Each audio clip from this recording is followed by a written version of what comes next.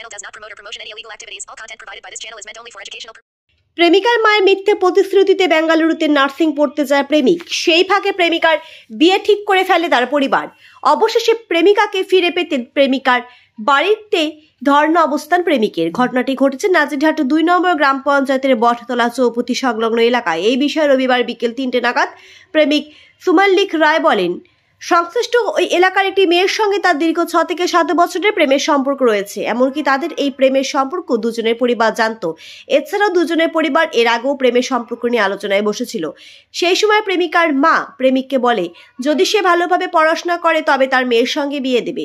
প্রেমিকার মায়ের এই প্রতিশ্রুতিতে প্রেমিক নার্সিং পড়তে পাড়ি দেয় বেঙ্গালুরুতে। তবে সেই ফাঁকে অন্য এক ছেলের সঙ্গে প্রেমিকার বিয়ে ঠিক করে ফেলে তার পরিবার। সেই খবর জানতে পেরে গতকাল সন্ধ্যায় প্রেমিকার বাড়িতে গিয়ে ধর্ণা অবস্থানে বসে প্রেমিক। প্রেমিকার বাড়িতে প্রেমিক উপস্থিত হওয়ায় প্রেমিকার বাবা মা মেয়েকে নিয়ে বাড়ি থেকে পালিয়ে যায়। গতকাল সন্ধ্যা থেকেই প্রেমিকার সঙ্গে দেখা করে কথা বলার দাবিতেই ধর্ণা অবস্থানে বসে প্রেমিক আরও জানায়, কিছুদিন আগে প্রেমিকার বিয়ে ঠিক হওয়ার পর থেকে তার পরিবার প্রেমিকার সঙ্গে ফোনের যোগাযোগ বন্ধ করে দেয়। সেই কারণে প্রেমিকাকে ফিরে পেতে গতকাল সন্ধ্যা থেকে বর্তমান সময় পর্যন্ত ধর্ণা অবস্থানে রয়েছে প্রেমিক সুকামল্লিক। আজকে মেয়ের সঙ্গে আমার 6-7 বছরের রিলেশনশিপ। ওর জন্য আমি ব্যাঙ্গালোরে গিয়েছি পড়াশোনা করতে। ওর মাই বলেছিল ভালো করে পড়াশোনা করো, দুজনের বিয়ে দেবো, এরকম প্রতিশ্রুতি দিয়েছিল। তারপর ছেলে মেয়ে আমাদের বাড়ি থেকে ওর মেয়েদের বাড়ি থেকে সবাই জানে, সব কিছুই জানে, যাওয়া আসা সবই হয়, খাওয়া দাওয়া সবই হয়। আজকে এইরকম ওরা ভালো ছেলে পেয়ে গেছে, আজকে আমাকে দিবে না বলছে।